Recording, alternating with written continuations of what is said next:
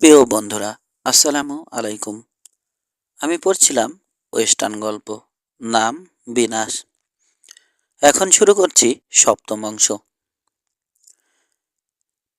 বেদান হয়ে গেছে মার্শালের মুখ। আইনের রক্ষক হিসাবে তারই এখানে কর্তৃত্ব করবার কথা, কিন্তু কার্যত পরিস্থিতি হাতের মুঠো থেকে বাইরে চলে যাচ্ছে।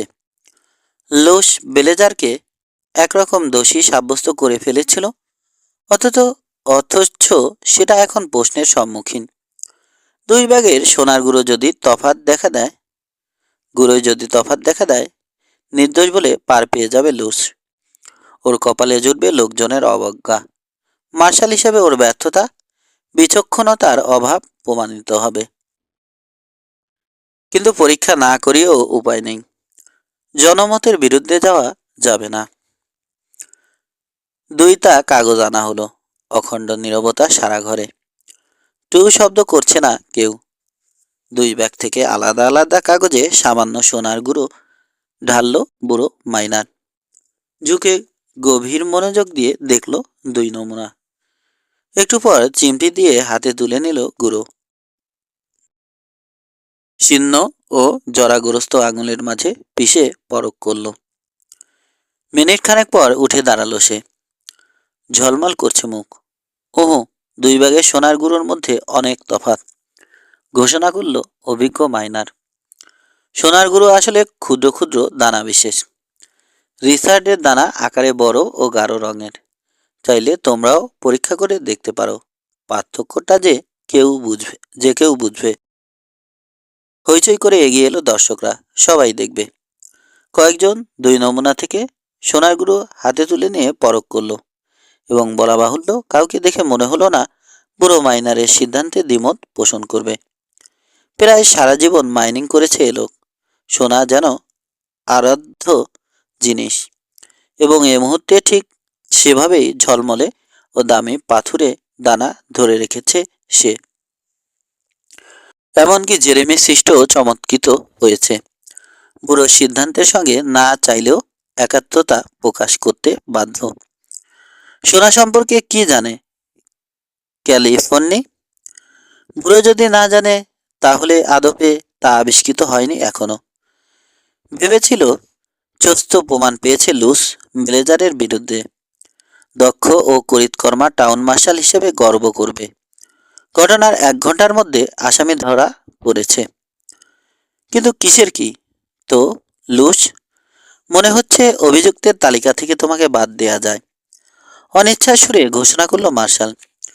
যদিও একেবারে নিশ্চিত নই আমি। এমনও হতে পারে লুটের মাল অন্য কোথাও রেখে এসেছ। নিজের ক্লেম থেকে তোলা সোনার গুঁড়ো সঙ্গে রেখেছ।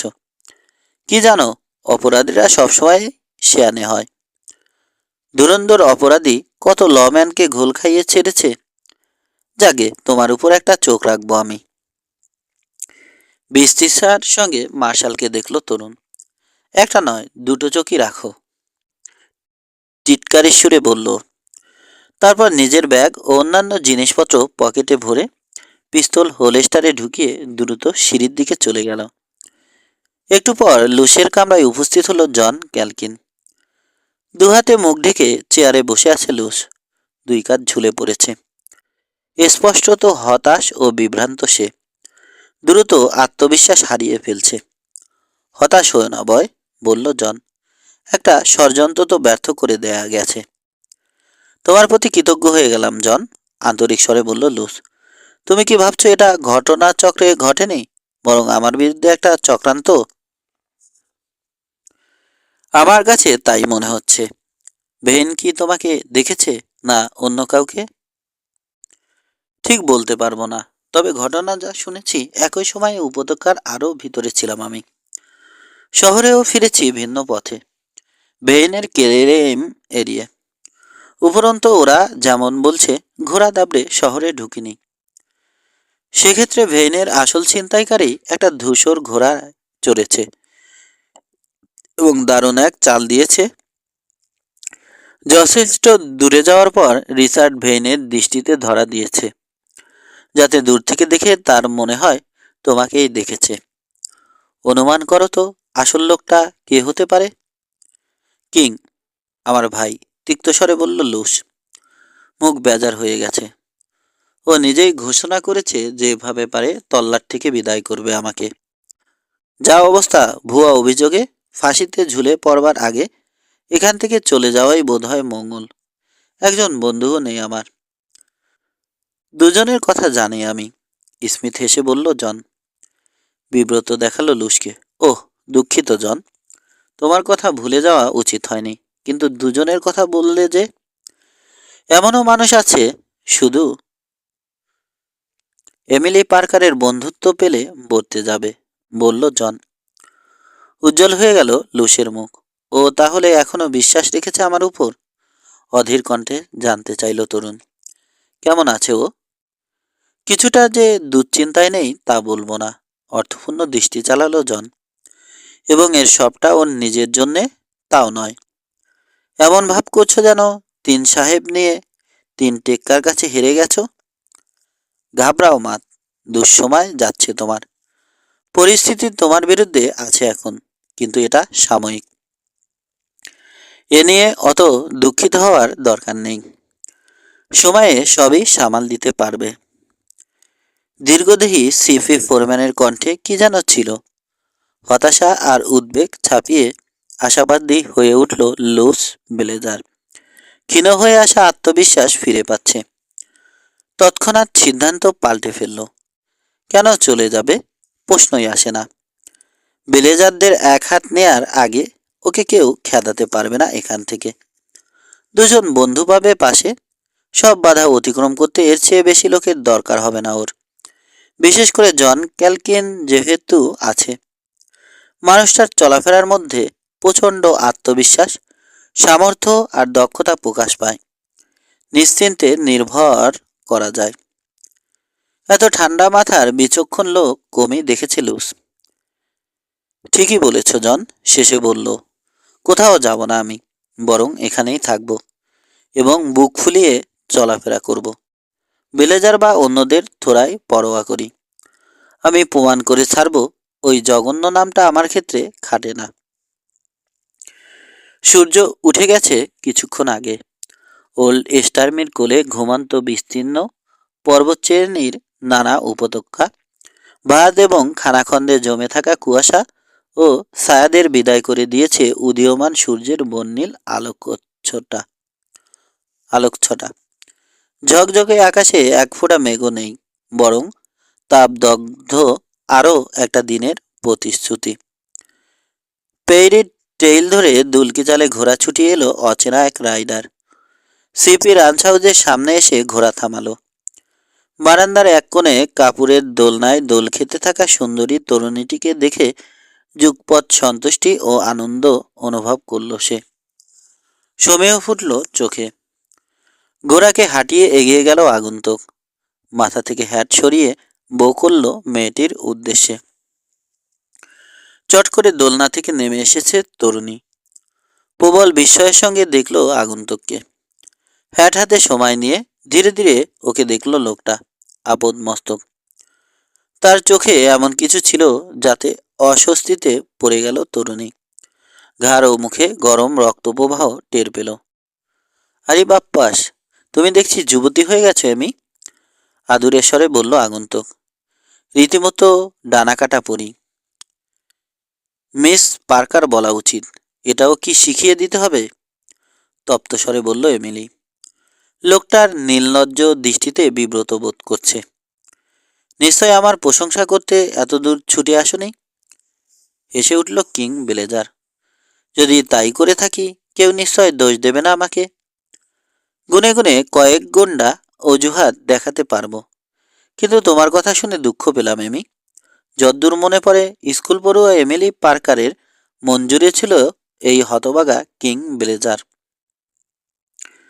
কথাটা সত্যি, যদিও এমিলির ধারণা ছিল কিং তা ঘুণাক্ষরেও জানতে পারবে না কখনো। বহু বছর আগে এমিলি যখন কৈশোর পেরোচ্ছে, তরুণ তরুণ কিং ব্লেজারকে দেখে ভালো লাগতো ওর। দারুণ দক্ষ ঘোড়সওয়ার ছিল সে। সারাক্ষণ হাসি খুশি থাকতো। কৌতুক আর আমোদ ছাড়া যেন তার জীবনে কিছু ছিল না। দুই পরিবারে অন্তরঙ্গতা না থাকলেও মনে মনে কিং বেলেজারকে নিজের স্বপ্নপুরুষ ভাবত এমিলি। অল্প বয়সে যে কোনো মেয়ে অমন অদ্ভুত স্বপ্ন বুকে লালন করে এবং পরিণত বয়সে তা চলে যায়। এমিলির ক্ষেত্রেও তাই হয়েছে। কিং বেলেজারের নানা কুকীর্তির খবর শুনে কৈশোরের গণ্ডি পেরোনোর আগেই মোহভঙ্গ হয়েছিল এমিলির। বাইরে সদা হাস্যময় যুবকের ভিতরের চেহারা জেনে গিয়েছিল সুদর্শন, তাতে কোনো সন্দেহ নেই। কিন্তু এক কথায় নীতিহীন মানুষ কিং, চরম স্বার্থপর। এমনকি একটু আগেও আইসি ভঙ্গিতে স্যাডলে বসে প্রাণ ভরে ওর সৌন্দর্য দেখে নিচ্ছিল সে। তার চোখে সমীহ আর আবেগের দৈরত্য দেখতে পেয়েছে। অস্বীকার করবে না, ভালোও লাগছিল কিংয়ের চোখ নির্লজ্জ হয়ে ওঠা পর্যন্ত। কিন্তু ছন্দ কেটে যেতে দেরি হয়নি। মুহূর্তে সজাগ হয়ে গেছে এমিলি। বুঝে গেছে মাঝখানে এক দশক কেটে গেলেও কিং বেলেজারকে যেমন চিনত তেমনই রয়ে গেছে সে। এখনো শুনবার অপেক্ষায় আছি কেন তুমি এখানে এসেছ মিস্টার বেলেজার, শীতল কণ্ঠে মনে করিয়ে দিল এমিলি। ধেত্তিরি এমি, বরফের বাক্স থেকে বেরিয়ে এসো তো, হেসে উঠল সে। কিন্তু বিখ্যাত মেয়ে পটানো হাসিতেও যখন কাজ হলো না সে রাগ করল। আচ্ছা ঠিক আছে বলছি। তোমার বাবা কি ধারে কাছে আছে? ওর সঙ্গে দেখা করতে এসেছি। সত্যি? বাঁকা সুরে জানতে চাইল এমিলি। তোমার কি মনে হয়নি যে বাবা তোমার সঙ্গে দেখা নাও করতে পারে? আপন মনে হাসল কিং। সৌন্দর্য, বুদ্ধি আর প্রাণশক্তি সবই আছে ভাবল সে। ঠিক জিনিসই বাছাই করেছ লুস, কিন্তু ভবিষ্যতে দেখা যাবে আদপে ওগুলো তোমার কতটা কাজে আসে। দয়া করে ওকে আমার কথা বলো মিস পার্কার, মুখে বলল কিং। ঘটে যদি সামান্য শুভবুদ্ধি থাকে আমার সঙ্গে দেখা করবে ও। কি ঘটবে যেন নিশ্চিত জানে। স্যাডল ছাড়ল কিং। লাগাম ঝুলতে থাকলো মাটিতে। ঘোড়াকে রেখে বারান্দায় উঠে এলো। এক কোণে চেয়ার টেবিল রয়েছে।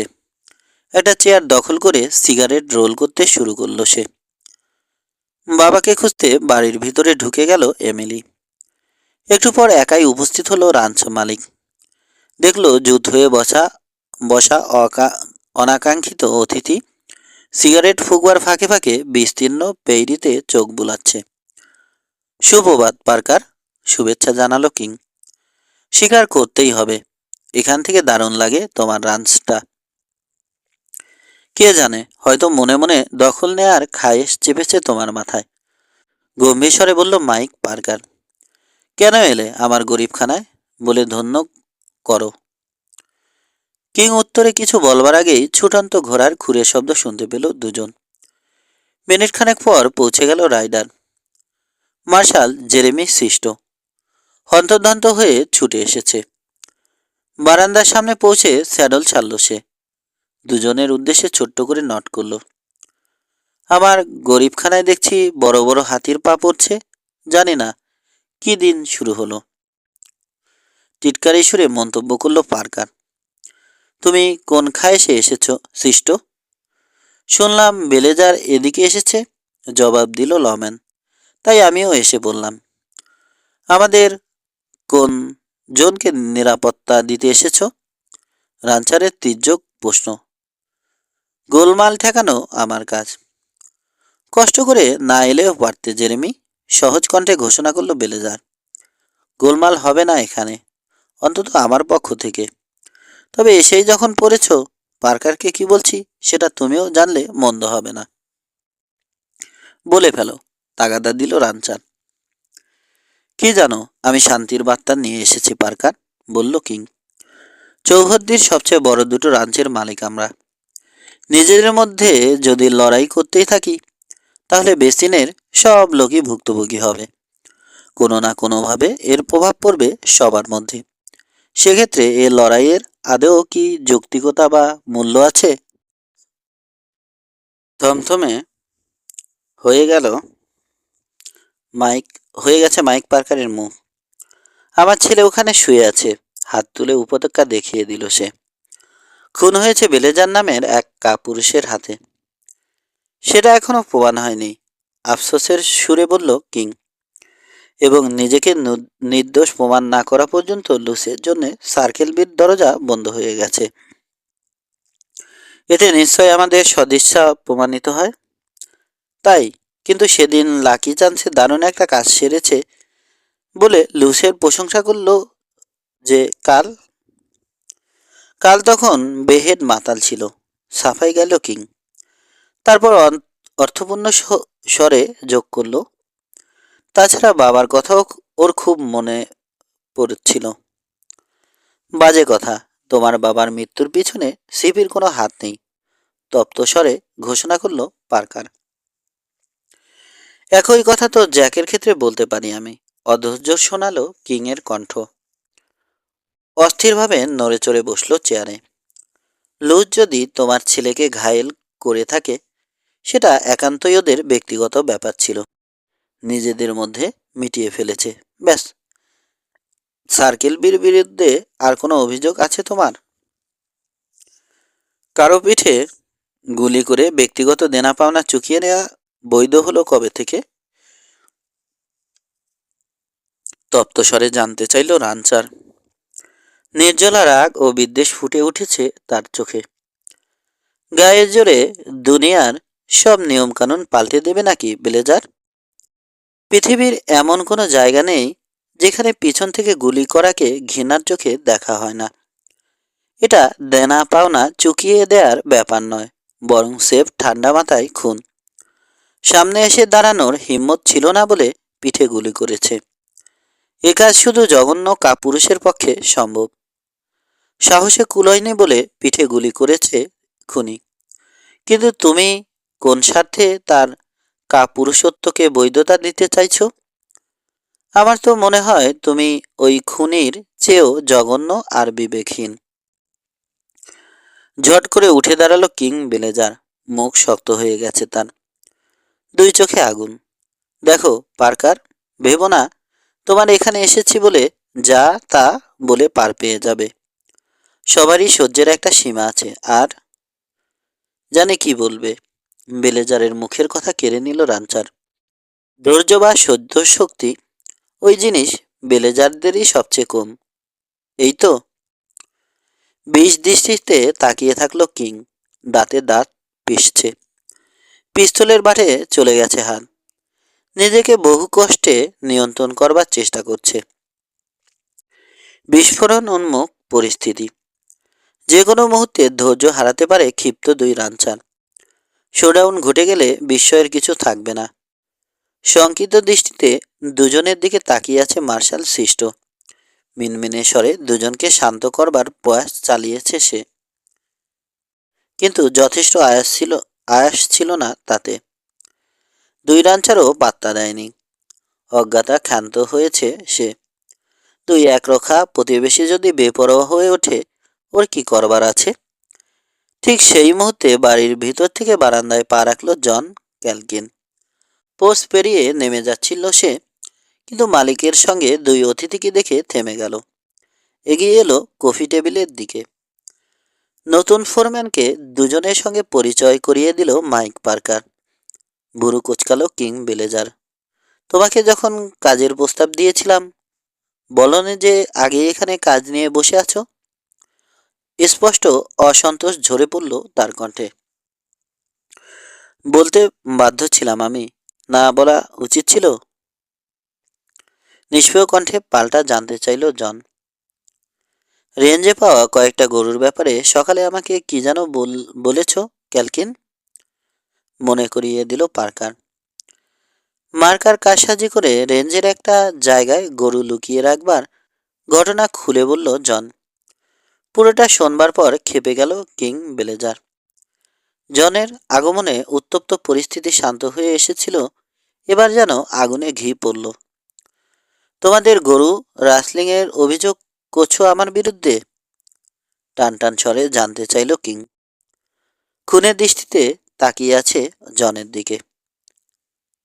কেন মনে হলো ওই জঘন্য কাজটা আমরা করেছি? ঘটনাটাকে দুভাবে কাজে লাগানো যেতে পারে, শান্ত কণ্ঠে ব্যাখ্যা করল জন। বেলেজারের উম্মা বা রাগকে মোটেই আমলে নিল না। এখনো কাঁচা মার্কা রয়েছে গরুর গায়ে, কিন্তু মার্কা শুকিয়ে যাওয়ার পর তোমার পালে ঢুকিয়ে নিলে সব কটা সার্কেল বীর হয়ে যাবে, কিংবা যেখানে আছে সেখানেই যদি থাক এবং পরে খুঁজে পাওয়া যায়, তাহলে সেটা আমাদেরকেই চোর সাব্যস্ত করবে নির্ঘাত। সবাই এক বাক্যে রায় ঘোষণা করবে সার্কেল বীর রেঞ্জ থেকে ওগুলোকে সরিয়ে এনে লুকিয়ে রেখেছি আমরা। স্পষ্ট হলো? চাইলে দুভাবেই সার্কেল বীর পক্ষে কাজে লাগানো যাবে, কিন্তু সমস্যা হয়েছে এক জায়গায়। একটু আগে ভাগে গরুগুলো আবিষ্কার করে ফেলেছি আমরা। বাহ, দারুণ ব্যাখ্যা দিয়েছ তো, তাচ্ছিল্য কিং বেলেজারের কণ্ঠে। মার্শালের দিকে ফিরল সে। বুঝেছ জেরেমি, আসল ঘটনা বুঝতে আর বাকি নেই আমার। জঘন্য ষড়যন্ত্র এটা। সার্কেল বীর পিঠে রাসলারদের সাপ্পর মারতে চাইছে ওরা। ঠিকই বলেছ, সঙ্গে সঙ্গে একমত হলো সৃষ্ট। দেখো পার্কার, কিছুটা শান্ত দেখালো কিংকে। এ ধরনের ঘটনা এই প্রথম শুনলাম। যেই করুক সন্দেহ নেই ত্রস্ত এক চাল চেলেছে। যেহেতু গরুর পায়ে সার্কেল বীর মার্কা রয়েছে, কথা দিচ্ছি বিশেষ গুরুত্ব দিয়ে ব্যাপারটা দেখব। আমার কোনো লোক যদি এতে জড়িত থাকে, কথা দিচ্ছি সে যেই হোক তাকে তোমার হাতে তুলে দেব। আমার ভাইদের ক্ষেত্রেও এর ব্যতিক্রম হবে না। এর চেয়ে ন্যায্য প্রস্তাব আর হতে পারে বলে মনে করি না আমি। মাথা ঝাঁকিয়ে সায় জানালো মার্শাল। আমার মনে হয় অযথা কামড়াকামড়ি করছি আমরা। শত্রুতা বা রেশারেশি আর না চলাই ভালো। খেই ধরল কিং। আজ থেকে নতুনভাবে শুরু করব আমরা। সহযোগিতা আর সৌহার্দ্যের প্রতিশ্রুতি দিচ্ছি আমি। এসো হাত মিলাই। শক্ত হয়ে গেছে পার্কারের চোয়াল, চোখে শীতল চাহনি। কোনো বেলেজারের সঙ্গে হাত মেলানোর চেয়ে বরং র্যাটলারের সঙ্গে মেলাবো আমি, কর্কশ্বরে ঘোষণা করল সে। গলায় একটা দড়ি পেঁচিয়ে আমার ছেলের খুনিকে ধরে আনো, তখন হয়তো তোমার প্রস্তাবটা বিবেচনা করব। সেরাক করে মার্শালের দিকে তাকালো কিং। সারাক্ষণ বেলেজারের উপর তীক্ষ্ণ দৃষ্টি রেখেছে জন।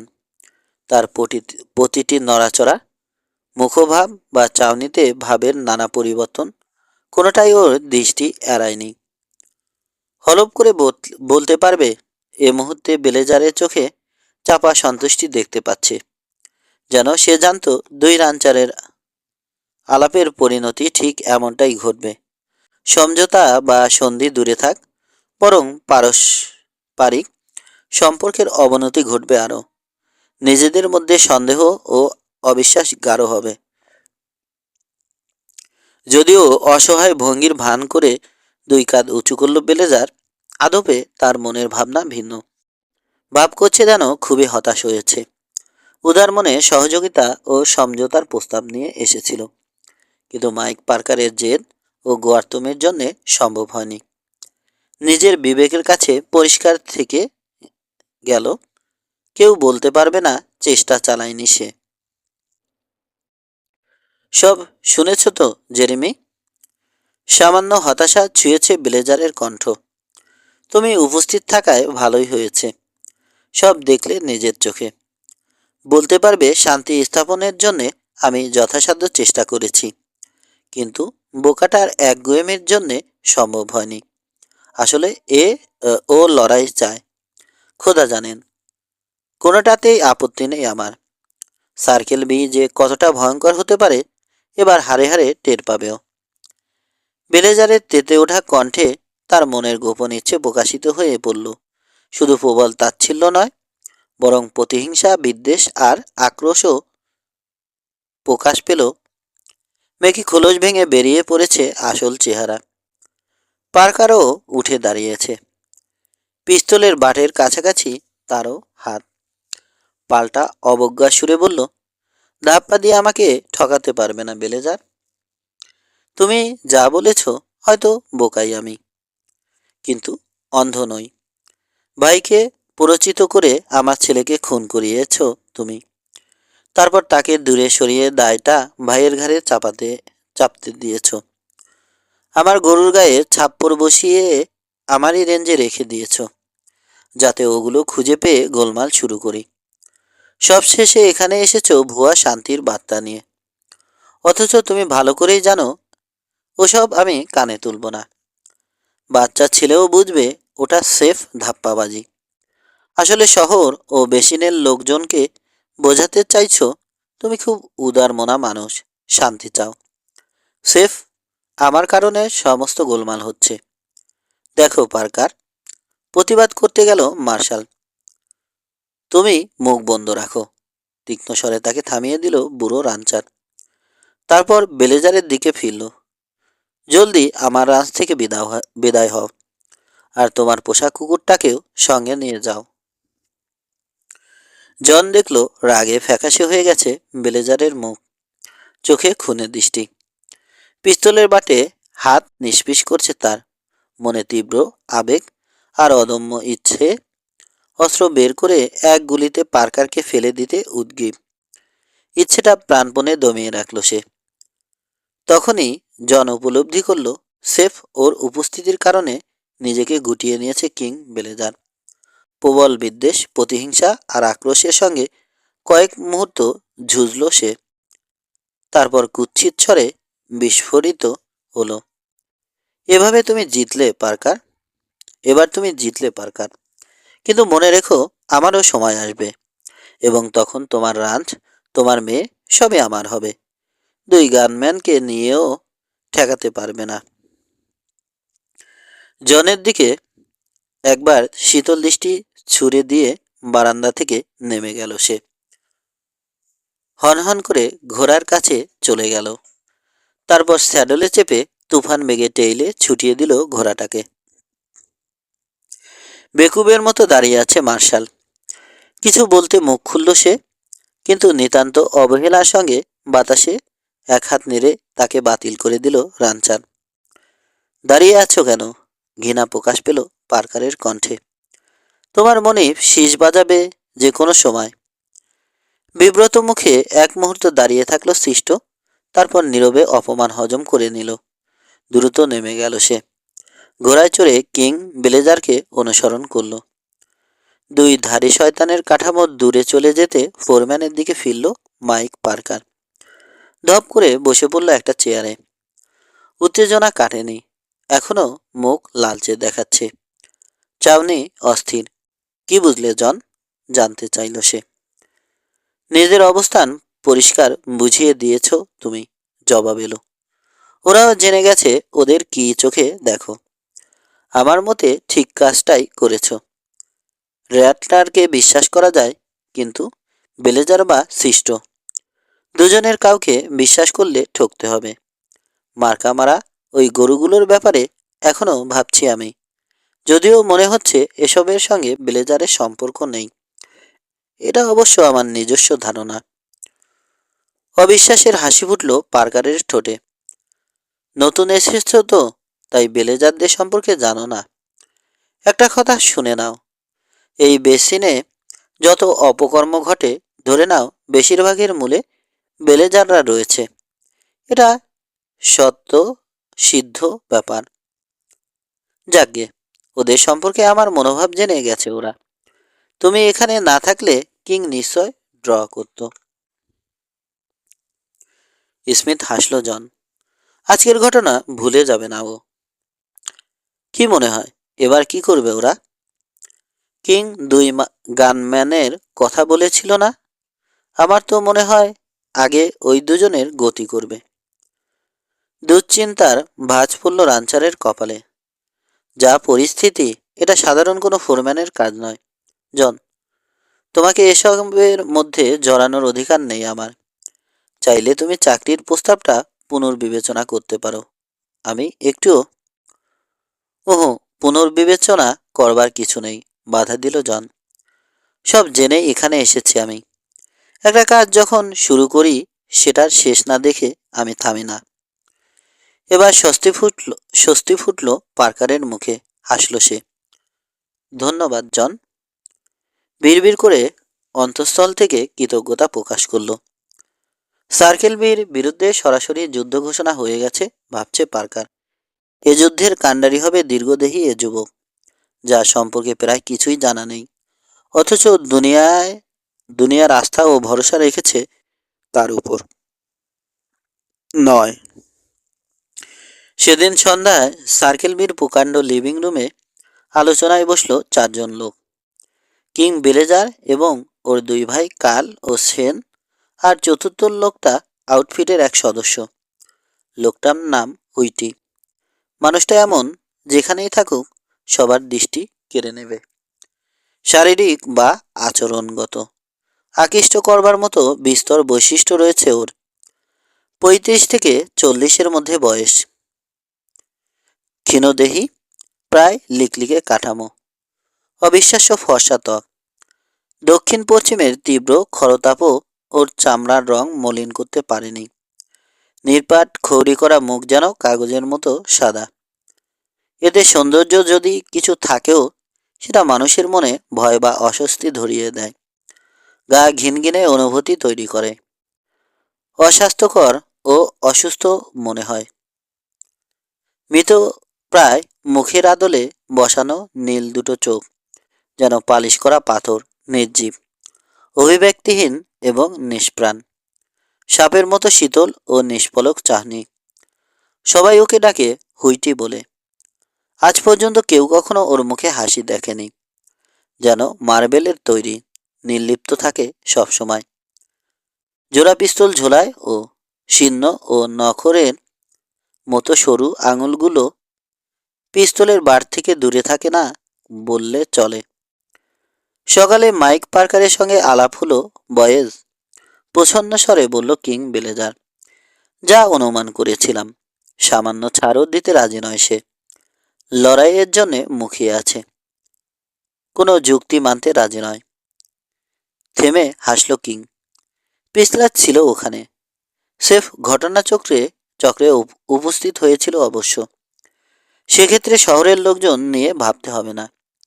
পিছলাই আমাদের সাক্ষাতের বৃত্তান্ত পুরো শহরে চাওর করে দেবে। জনমত আমাদের পক্ষেই থাকবে, তাই আশা করছি নির্দ্বিধায় এগোতে পারবো আমরা। জ্যাক পার্কার যেহেতু নেই, মনে হয় না কাজ সারতে কঠিন হবে, যোগ করল কার্ল ব্লেজার। যদ্দূর মনে হচ্ছে একজনকে আমল না দিয়ে উপায় নেই। আবার বলল কিং। জোড়া পিস্তলওয়ালা ওই ক্যালকিনকে রামরড বানিয়েছে পার্কার। শক্ত পাল্লা, ওকে সামাল দিতে বেগ পেতে হবে বেশ। কয়েকজনে মিলে চেপে ধরলে সুবিধা করতে পারবে না, বলল সেন ব্লেজার। বেশ কয়েকবারই চেষ্টা চালিয়েছি আমি, কিন্তু পার্কারের বিরুদ্ধে সুবিধা করতে পারিনি, বলল বড় ভাই। আর এখন তো ওই ক্যালকিন ছোড়া এসে জুটেছে, ওকে হালকাভাবে দেখবার উপায় নেই। দুবার লুসকে গ্যারাকল থেকে বের করে নিয়ে গেছে। সে না থাকলে ঠিকই হাদাটাকে আজীবনের জন্যে মুঠোয় পেয়ে যেতাম আমরা। আরও একটা গুরুত্বপূর্ণ ব্যাপার হচ্ছে, পার্কারের রেঞ্জে বেশ কিছু গরু খুঁজে পেয়েছে ক্যালকিন, যেগুলোর গায়ে আসল সিপি মার্কার উপর সার্কেল বি সাপ্পোর মারা হয়েছে। তোমরা কেউ এ ব্যাপারে কিছু জানো? মাথা নাড়ল সবাই। অদ্ভুত ব্যাপার, মন্তব্য করল কাল। নির্দেশ ছাড়া আমাদের ছেলেরা এ কাজ করবে না। তাছাড়া মার্কা পাল্টে গিয়ে সার্কেল বি হয়ে গেলে পার্কারের রেঞ্জে কেন গরুগুলো রাখবে? এ ব্যাপারে খোঁজ খবর করতে হবে, তবে অস্থির হওয়ার দরকার নেই, সিদ্ধান্ত ঘোষণা করল কিং। এখন বরং সবচেয়ে জরুরি কাজ হচ্ছে ক্যালকিনকে সামাল দেওয়া। কাজটা আমার উপর ছেড়ে দাও, বলল হুইটি। শীতল নির্লিপ্ত কণ্ঠটা নিষ্ঠুর ও প্রায় মানবিক অনুভূতি শূন্য বেলেদারদেরও শিহরিত করল। হুইটি সম্পর্কে জানে ওরা, ভয়ঙ্কর পেশাদার এক জাতখুনি। সেফ আনন্দের জন্য মানুষ খুন করে। বুট দিয়ে পিষে একটা পোকা বা পিঁপড়াকে মেরে ফেলা আর মানুষ খুনের মধ্যে কোনো পার্থক্য দেখে না ও। বিবেক বলে কিছু নেই, টাকাই ওর কাছে বিবেক। হুইটির বিশ্বস্ততা, আনুগত্য বা নিষ্ঠা, সবকিছু নিয়ামক আর্থিক প্রাপ্তি। যে বেশি দিতে পারে সেই হুইটির আনুগত্য অর্জন করে। ক্যালকিন দুটো পিস্তল ঝোলায়, জানালো কিং। ওর হাত কেমন আদপে জানা নেই কারো। ড্রয়ারতে যদি আমাকে হারাতে পারে সে, নির্বিকার মুখে বলল হুইটি। মোটেই আমল দিচ্ছে না। তাহলে বলতেই হবে শেয়ানে লোক সে। আজ পর্যন্ত 12 জন সেই চেষ্টা করে ব্যর্থ হয়েছে। 13 সংখ্যাটা অপয়া হুইটি, মনে করিয়ে দিল সেন। নিশ্চয়, তবে সেটা হবে ওর জন্যে, তর্ক করল পেশাদার খুনি। ভাবছি আজ রাতেই শহরে ঢু মারব, হয়তো ক্যালকিনের সঙ্গে দেখা হয়ে যাবে। মাথা নাড়ল কিং বেলেজার। ওহো, অন্তত 1 সপ্তাহ সবুর করব আমরা। তাড়াহুড়ো করা ঠিক হবে না। পরিস্থিতি তাহলে বিপক্ষে চলে যেতে পারে। সেই সুযোগে ওদের সেই সুযোগ ওদের দেয়া ঠিক হবে না। যাগে, 1 সপ্তাহ অপেক্ষা করতে ও আপত্তি নেই আমার। গম্ভীর স্বরে সায় জানালো গানম্যান। ধরে নাও ক্যালকিন নামের কাউকে নিয়ে তোমাদের আর ভাবতে হবে না। তবে সেজন্যে $500 খরচা করতে হবে বয়েজ। মাথা ঝাঁকালো বয়েজরা। কৌতূহলী চোখে মাপছে হুইটিকে। এ লোকটা সম্পর্কে পরিষ্কার ধারণা আছে ওদের। জানে লোভনীয় অঙ্কের টাকা পেলে এমনকি ওদের যে কাউকে খুন করে ফেলবে। সামান্য দ্বিধাও করবে না। জাগতিক এক ঈশ্বরে বিশ্বাস করে হুইটি, এবং সেই ঈশ্বরের নাম হচ্ছে টাকা। তুমি আসলে ঠান্ডা মাথার এক শয়তান হুইটি, বলল কাল। কে জানে কবে তোমার চেয়ে শেয়ানে কারো সামনে পড়ে যাও। সেদিন কিন্তু কোনো জারিজুরিতে কাজ হবে না। লোকটা যদি অস্ত্রে তোমার চেয়ে ক্ষিপ্ত হয়। সামান্য বেঁকে গেল গানম্যানের সরু ফ্যাকাশে ঠোঁট। অন্যরা হয়তো বলবে ভেঙচি কেটেছে, কিন্তু হুইটির কাছে এটা প্রাণখোলা হাসির মতোই। সেই লোকের দেখা আমি পেয়ে গেছি, বলল সে। বছর কয়েক আগে টেক্সাসের এক শহরে দেখা হয়েছিল। মাত্র কৈশোর পেরোনো এক তরুণ, কিন্তু চোখ ধাঁধানো করে বেকুব বানিয়ে দিয়েছিল আমাকে। নিজেকে খুব ফাস্ট ভাবতাম, কিন্তু ওর সামনে পড়ে একেবারে কাঠ হয়ে গেলাম। নির্লিপ্ত স্বরে কথা বলতে বলতে সামান্য পাশ ফিরল, আর মুহূর্তেই দেখলাম ওর হাতে পিস্তল চলে এসেছে। তোমাকে ছেড়ে দিল সে? বুড়ো কপালে গিয়ে ঠেকেছে কিং এর। হ্যাঁ, পিস্তলের মুখে পেয়েও আমাকে ছেড়ে দিল সে, স্বীকার করল গানম্যান। চাইলে অনায়াসে খুন করতে পারত, যেহেতু তখনও ড্র করিনি। কেবলই খাপ থেকে পিস্তল বের করেছি। এর জন্যে আজীবন ওকে ঘৃণা করব আমি। সামান্য তিক্ত শোনালো ওর কণ্ঠ। যার করুণায় বেঁচে আছে এখনো, তাকে ঘৃণা তো করবেই। ছেলেটা বলল আমি নাকি অসুস্থ বোধ করছি। বোধহয় সত্যি তাই দেখাচ্ছিল আমাকে। আরও বলল এ অবস্থায় কিছুদিন ঘুরে ফিরে কাটানো উচিত আমার। ঘটনাটা বিশ্বাস করতে পারছে না কেউ। তো সত্যি তুমি ঘোরাফেরা শুরু করলে এরপর? জানতে চাইল কিং। সামান্য অবজ্ঞা প্রকাশ পেল কণ্ঠে। হুইটির মুখ নিষ্পৃহ হয়ে গেছে আবার। কথায় বোঝা গেল না কিং বেলেজারের বিদ্রুপ ধরতে পেরেছে কিনা। হ্যাঁ, তৎক্ষণাৎ শহর ছেড়ে চলে এলাম, নির্জলা স্বীকারোক্তি। এরপর আর কখনো দেখিনি ওকে। এখন অবশ্য দেখা হলেও চিনতে পারবো বলে মনে হয় না। দেখতে মামুলি কাউহ্যান্ড মনে হচ্ছিল ওকে। চেহারায় বিশেষত্ব নেই। জানোই তো, 2-4 বছরের ব্যবধানে চেহারা কেমন পাল্টে যায় তরুণদের। তবে ওর সম্পর্কে গল্প শুনেছি। ওর নাম জানো? জানতে চাইল শেন ব্লেজার। আসল নাম জানি না, তবে টেক্সাসের লোকজন ওকে বিদ্যুৎ নামে ডাকা শুরু করেছিল। ঈশ্বর জানেন, একটুও বাড়াবাড়ি নেই এর মধ্যে। এমন চোখ ধাঁধানো ড্র, অবিশ্বাস্য ক্ষিপ্ততা ওর হাতে, রীতিমতো জাদু দেখাতে জানে। বিদ্যুৎ নামটা ওরাও শুনেছে। তরুণ এ গানম্যানের দুর্জয় সাহস, ক্ষিপ্ত এবং নিখুঁত লক্ষ্যভেদের গল্প এমনকি অ্যারিজোনা পর্যন্ত চাউর হয়ে গেছে। কেউ কখনো না দেখলেও বিদ্যুতের গল্প জানে ঠিকই। তিন ভাইয়ের মুখে ক্ষীণ যে অবজ্ঞা বা উপহাস ছিল এতক্ষণ, বিদ্যুতের নাম শুনে মুহূর্তে উধাও হয়ে গেছে। টান টান হয়ে গেছে সব কটা মুখ। নিচু স্বরে শীষ বাঁধালো কাল ব্লেজার। দ্রুত বলল, বিদ্যুৎ, আমার মনে হয় ঘোড়া ছুটিয়ে দিয়ে ঠিক কাজটাই করেছ হুইটি। বেসিনের সবচেয়ে বড় ও সমৃদ্ধ দুই রাঞ্চের দীর্ঘদিনের শত্রুতা প্রায় বিস্ফোরণ উন্মুখ পরিস্থিতিতে পৌঁছালেও কোনো কিছু ঘটা ছাড়াই এক সপ্তাহ পেরিয়ে গেল। উইন্ডির জনমনে ব্যাপক কৌতূহল ও উদ্বেগ কাজ করছে। বয়স্করা মাথা নেড়ে ভারী কি মন্তব্য করছে ঝড় এলো বলে। তার আগে সবকিছু যেমন থ মেরে যায়, এখন ঠিক তেমন পরিস্থিতি।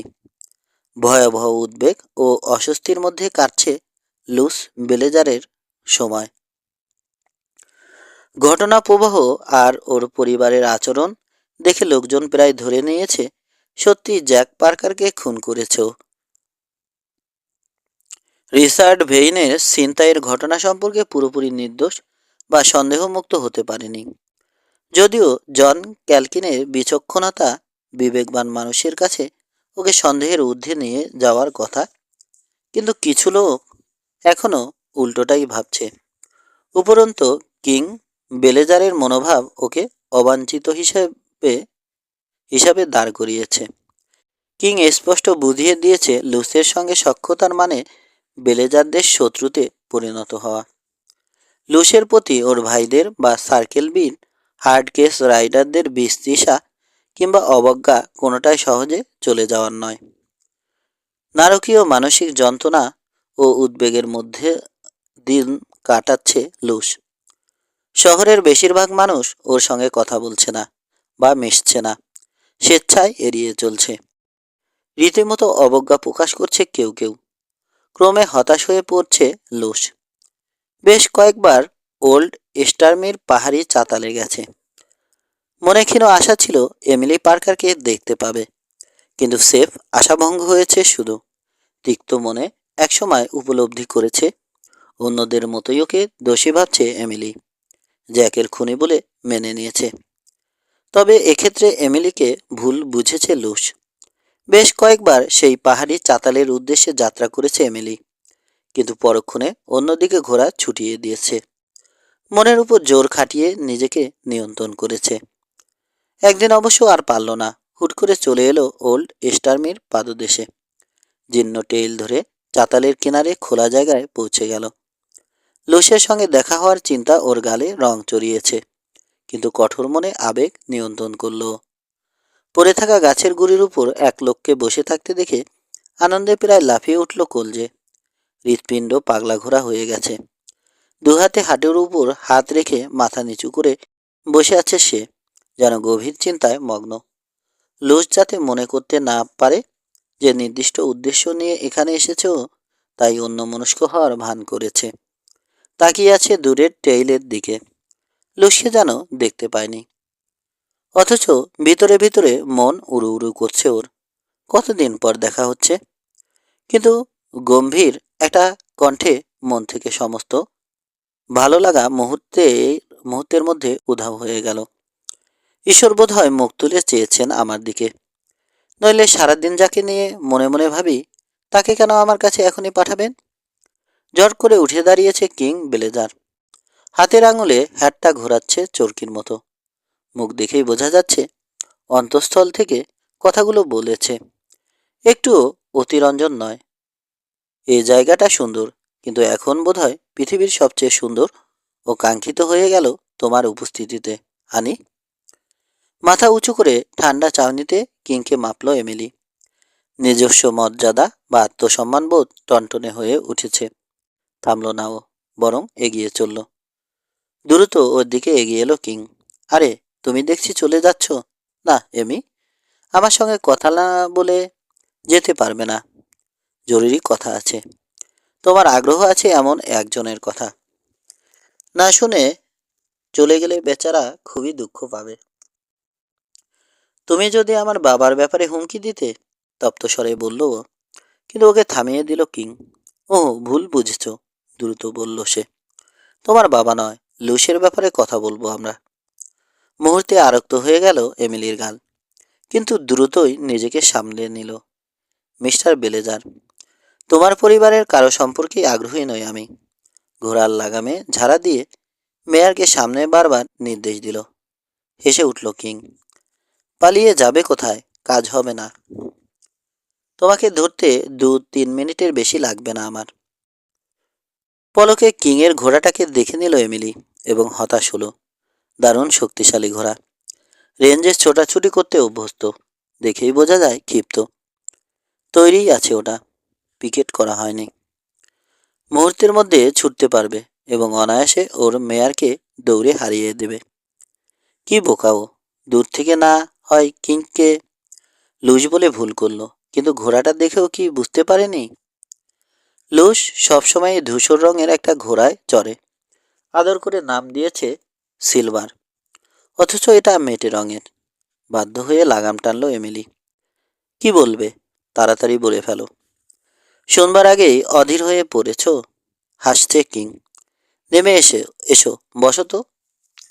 এখানে ভালো আছি, কাঠখোট্টা স্বরে জানিয়ে দিল এমিলি। আর অত কাছে আসবারও দরকার নেই, আমি কানে ভালো শুনতে পাই। রাগ করলো কিং। ভয় পাচ্ছ না সন্দেহ করছো? ভুরু নাচিয়ে জানতে চাইল সে। যাকগে, জোরাজুরি করতে অভ্যস্ত নয় আমি। কোনো একদিন হয়তো ঠিক বুঝতে পারবে আমাকে। হয়েছে কি এমি? নাম ধরে আমাকে ডাকবে না, তীক্ষ্ণ স্বরে বাধা দিল এমিলি পার্কার। আচ্ছা আচ্ছা, কিন্তু একটা নামই তো, তাই না? যখন ছোট্ট ছিলে এর চেয়ে আদুরে নামেও তো ডেকেছি তোমাকে। এমিলির চোখ জ্বলে উঠতে দেখতে পেল কিং। মনে মনে সন্তুষ্ট হলো সে। মুহূর্তে মুহূর্তে এত ক্ষেপে যাচ্ছ কেন, সুইট হার্ট? কিন্তু বিশ্বাস করো, রাগলেও তোমাকে এত সুন্দর দেখায়। এমিলির চোখে প্রবল বিস্তৃষা ফুটে উঠতে দেখে নিবৃত্ত হলো কিং। অসহায় ভঙ্গিতে 2 কাঁধ উচালো আবার। ভুল রাস্তায় যাওয়া যাবে না, মনে মনে নিজেকে শুধালো। কেশে গলা পরিষ্কার করে নিল সে। তারপর গম্ভীর স্বরে বলল, একটা প্রস্তাব আছে আমার। বিস্মিত হলো এমিলি। সন্তুষ্ট বোধ করছে কিং। ওহো, তুমি যা ভাবছ মোটেই তা নয়। আবার হাসি ফুটল ওর মুখে। শান্তি চাই আমি, আন্তরিক ও পরিষ্কার মনে সিপিতে গিয়েছিলাম, কিন্তু তোমার বাবা ঠিকমতো আমার কথাই শুনল না। বেলেজাররা যেন ইবলিশ, কথাও বলা যাবে না তাদের সঙ্গে। সেটাই স্বাভাবিক নয়? কবরে বোধহয় এখনো শরীরটা ঠান্ডা হয়নি জ্যাকের। ক্ষোভের চেয়ে দুঃখই বেশি প্রকাশ পেল এমিলির কণ্ঠে। কিন্তু দায়টা লুসের ঘাড়ে চাপাতে চাও না তুমি, সার্কেলবির ঘাড়ে চাপাতে চাই। ভুল করছো এমি। জ্যাকের খুনের দায় স্বীকার করে নিয়েছে সার্কেলবি, এবং এর পরিণতি ধরে লুসকে বহিষ্কার করা হয়েছে রাঞ্চ থেকে। ওর সঙ্গে কোনো সম্পর্ক নেই আমাদের।